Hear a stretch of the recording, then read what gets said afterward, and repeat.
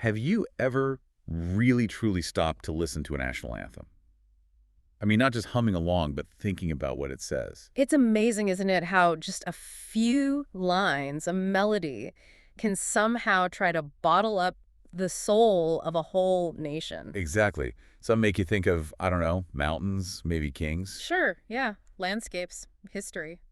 But today, we're diving into one that speaks to something, well, something deeper, I think. More fundamental. We are. We're taking a deep dive into the Himno Nacional de Uruguay. And our mission, really, is to unpack why this isn't just another national song, why it's this powerful, philosophical, political declaration. And what makes it so unique, especially that focus on this internal, unwavering promise of freedom, it's quite something. Yeah, we'll get into its history, its core principles, what really sets it apart on the world stage. And to do that, we've got some great sources lined up. We do. We've got historical archives, like the wiki source page on the anthem, some really detailed analyses, things like Uruguay's anthem, sovereignty, liberty, and law, and Uruguayan anthem, a definition of freedom. And that crucial comparative study, the one that looks at it alongside other anthems globally, that's key for understanding its uniqueness. Definitely. Those sources will be our guide. So let's get started. Right. It's a remarkable piece, and you really need to understand where it came from. It's not just a nice tune. It's history. It's a statement forged in a very specific moment. Forged in a crucible. Yeah. I like that. So let's paint that picture. We're talking 19th century Uruguay, right? That formative era, post-colonial struggles, trying to build a republic. You can almost feel that intensity in the words, can't you? Oh, absolutely. The sources are clear. This wasn't some smooth, peaceful shift. Yeah. It was a violent assertion of self-determination, a real struggle to carve out an identity when you had these huge regional powers, eyeing the territory. Spain, Brazil. Exactly. Yeah. Spain, Iberia, as the anthem sometimes calls it, and the very real expansionist ambitions of the Brazilian Empire. Imagine the pressure on this brand new state. Trying to define itself, not just on paper, but in people's hearts. Yes, defining its whole reason for being after centuries of being contested ground. So the anthem reflects these formative ideals, as one source puts it, ideals hammered out in conflict. So it's more than just saying we're independent. It's saying this is who we are, what we stand for. A blueprint, almost. Loosely, a foundational declaration. Okay, so let's talk about its actual birth. The authors, Francisco Acuña de Figueroa for the lyrics, Francisco José de Bali for the music, declared official in 1845. Right. Those are the key names and the main date we often see. But the story's a bit more complicated, isn't it? It took a while to fully form. It really did. It wasn't just one decree and done. The lyrics by Acuña de Figueroa, they were first approved way back on July 8th, 1833. Okay. And then approved again on July 12th, 1845. That's the date usually cited for the official declaration. Right. Then the music by de Bali, that got its approvals later, July 25th and 26th, 1848. So a process spanning years just for the words and tune? And it didn't even stop there.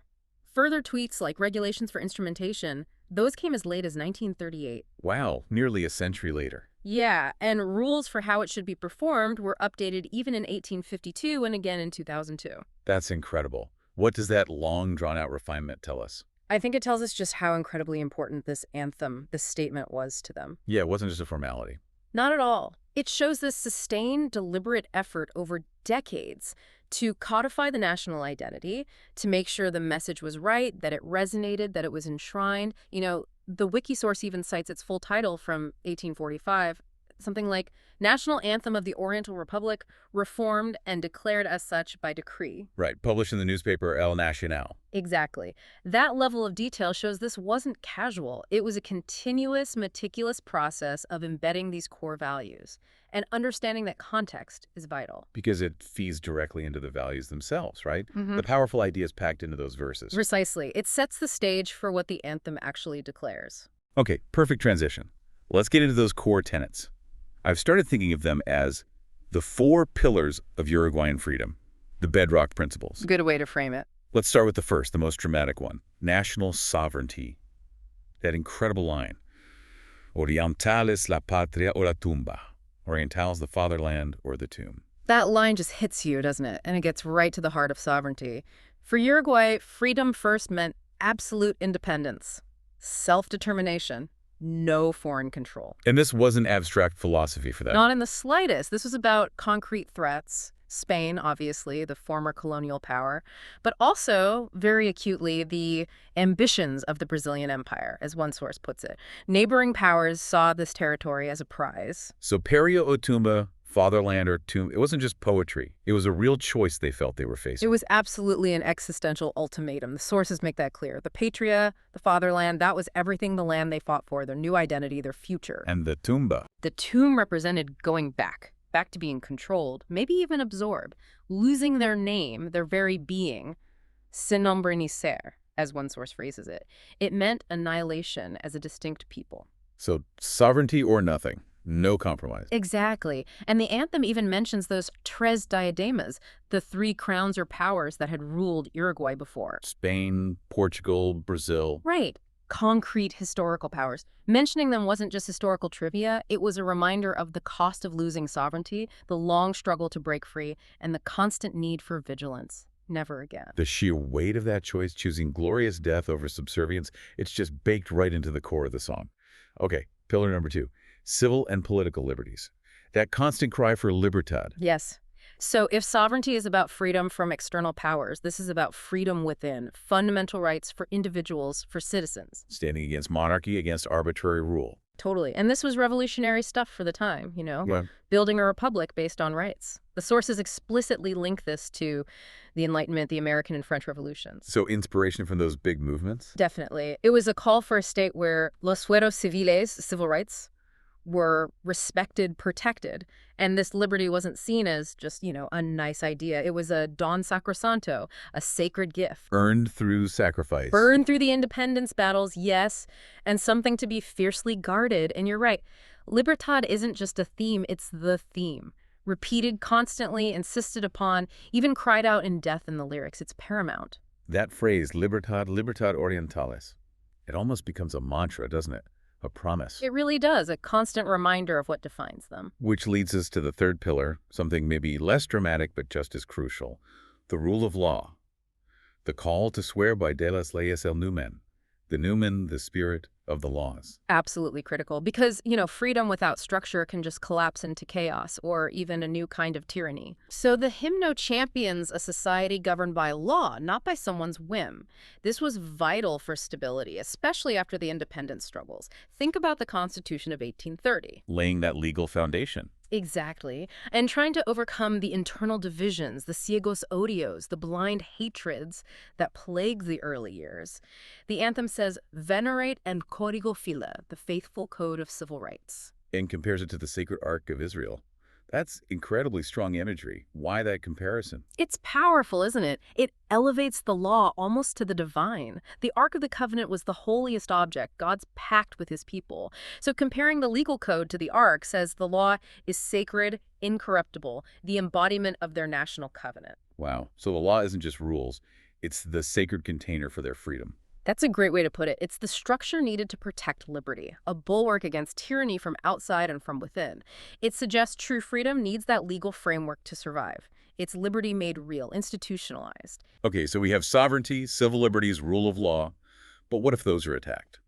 Pillar 4, armed resistance against tyranny. Tyrannos temblad, tyrants tremble. And that reference to de bruto puñal, Brutus's dagger. This is the ultimate guarantee, isn't it? The sharp end of the deal. Yeah. The anthem explicitly justifies fighting back against oppression. And in the 19th century, this wasn't abstract talk. No, they meant it literally. They did.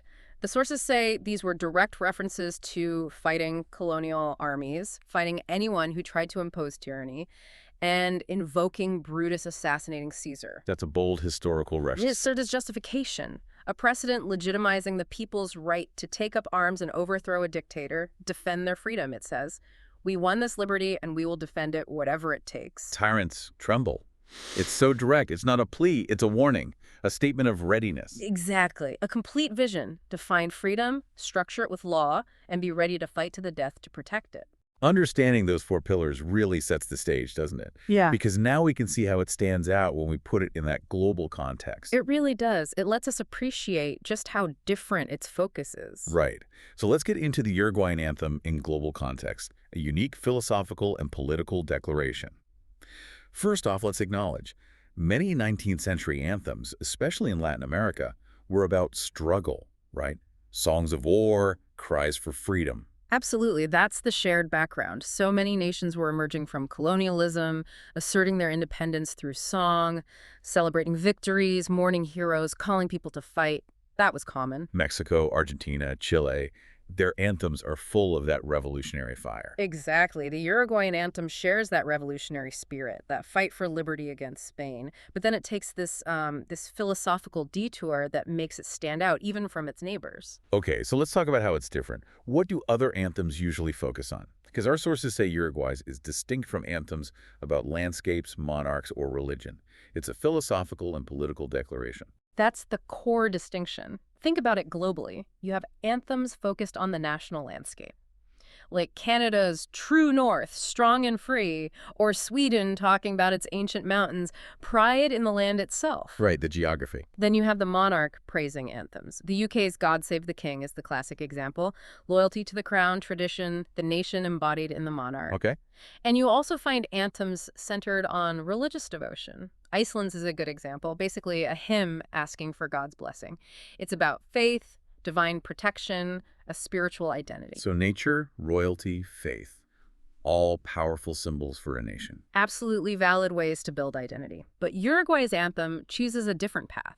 It deliberately focuses on abstract principles. Not the land, not the ruler, not God in that direct sense, but the ideas the nation is built on. Exactly. Liberty, sovereignty, law. And that difference becomes crystal clear when you compare it even to another famous revolutionary anthem like France's La Marseillaise. Ah, yes, La Marseillaise. Everyone knows its energy. It's called arms. But the comparison here is crucial for understanding Uruguay's anthem, isn't it? This is a key point for you, our listeners. It really is. La Marseillaise is raw, it's visceral, it's explicitly bloody. It's a direct call to fight a specific external enemy. That horde of slaves, traitors, conspiring kings. Yes, coming to slit the throats of their families. It's outward-looking, it's reactive, it's graphically violent against aggressors, both foreign and domestic counter-revolutionaries. It's about repelling invasion, crushing enemies. Okay, so very focused on the threat and the fight. Very much so. Now, contrast that with the Uruguayan anthem. Yes, it acknowledges past enemies, Spain, Brazil, but its core strength isn't primarily directed against an external foe. It's directed inwards. In a way, yes. It centers on that internal commitment, that unwavering oath of the people themselves, that line again. Es el voto que el alma pronuncia. It is the vow that the soul pronounces. The vow from the soul. That's the heart of it. It's this deep internal revolution. It's less about reacting to who's attacking them and more about affirming what they are and what they stand for. The focus shifts from the external enemy to the internal principle. So La Marseillaise is like this furious outward shout against invaders, while the Uruguayan anthem is more like this profound inward declaration of commitment. That's a huge difference. It's a fundamental shift. It makes the anthem, as one source says, less a reaction to an aggressor and more an affirmation of a state of being. An affirmation of being. Oh. Wow, so it's not just about what they fought against, but about the kind of people they chose to be. Precisely. It's a proactive statement of identity built on principle. Think about the psychology of that demanding an internal vow from everyone, not just rallying them against an external bad guy. It makes freedom feel more like a personal responsibility, maybe. Yeah. I think so. It fosters a deeper, more enduring connection to those ideals. Freedom becomes part of who you are intrinsically. It shapes everything, national character, political debate, how you view history. It puts the responsibility squarely on the citizens. Rooting identity in a philosophical choice, not just circumstance. And this intensity, this clarity, it stands out globally. Our sources mention that comparative study gave it a perfect 10 out of 10. A perfect score. And the justification is really solid across those four pillars we talked about. Let's recap that. Okay. For sovereignty, la patria o la tumba, ultimate, non-negotiable. I tend him. Crystal clear. For liberty, libertad, repeated constantly, the central cry, even in death, maximum points. You can't miss it. For resistance to tyranny, tyrannos, temblad, Brutus's dagger, direct, defiant, unambiguous, full marks. No messing around there. And for the rule of law, elevating the numen of the laws to that sacred ark-like status, integrating law as the guarantor of freedom. Again, perfectly articulated. It's rare, isn't it, to pack all four pillars of that kind of revolutionary republicanism so tightly, so poetically, and with such force. Very rare, according to the analysis. That concentration of principle gives it exceptional power. It's intense, it's clear, it's unwavering. And that focus, that intensity, brings us right to the core of it all. Freedom as this existential principle. The unyielding cry, as you called it earlier. Yes. The anthem keeps this almost pure focus on freedom. Everything else seems secondary to that absolute choice. Libertad o con gloria morir. Liberty or with glory to die. And that line is key. Glory isn't the goal itself. No, it's the result of dying for freedom. Exactly. It's a consequence of upholding the ultimate value. Same with the law. It's not just law for law's sake. It's the necessary structure to protect freedom. There's a clear hierarchy, and freedom is absolutely supreme. Which makes it different from other anthems, even in Latin America, that might mix in descriptions of nature or history more heavily. Right. While sharing the struggle theme, others often weave in more diverse elements. The Uruguayan anthem, especially in its main parts, just distills it down to that core choice. Liberty above all else. It's philosophically very focused. And that intense focus gives it incredible potency. It becomes, as the sources say, a manifesto where freedom isn't just one important thing. It's the indispensable condition for the very existence of the nation itself. That's the crucial takeaway for you, the listener. Without freedom, Uruguay, as conceived in its anthem, simply cannot be. It defines its entire existence, that constant repetition of libertad, the willingness to die for it. It underlines its absolute supremacy. It becomes this unbreakable oath sworn by the nation's soul. Imagine what that does to a national psyche over generations, defining your very being by this single concept. It has to shape national character, right? Fostering that deep value for liberty, it must influence political discussions. How can any policy stray too far from protecting freedom? It probably shapes how history is told, always through the lens of fighting for or defending liberty. And maybe even everyday values, encouraging people to prize autonomy, resist being pushed around. It seems likely. It puts that responsibility on every single person.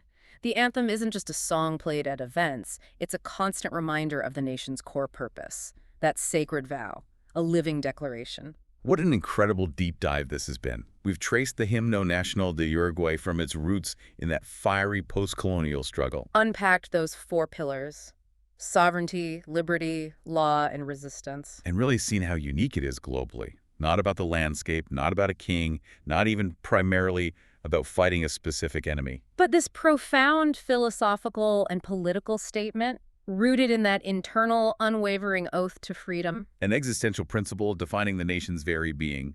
That's what earns it that perfect 10-10 for intensity and clarity. Which really makes you think, doesn't it, about your own national anthem? What does it truly prioritize? Yeah. Is it the land? A leader? Faith? Or Yeah. is it something similar, this kind of deep existential vow from the soul? What does that core message reveal about your nation's deepest values, its sense of self? It's a fascinating question. We definitely encourage you, our listeners, to maybe listen to the Himno Nacional de Uruguay again now, with these ideas in mind. Hear that unique depth. And maybe revisit other anthems, too, using this comparative lens, see what new insights jump out. Absolutely. Well, thanks for joining us on this deep dive. It's been fascinating.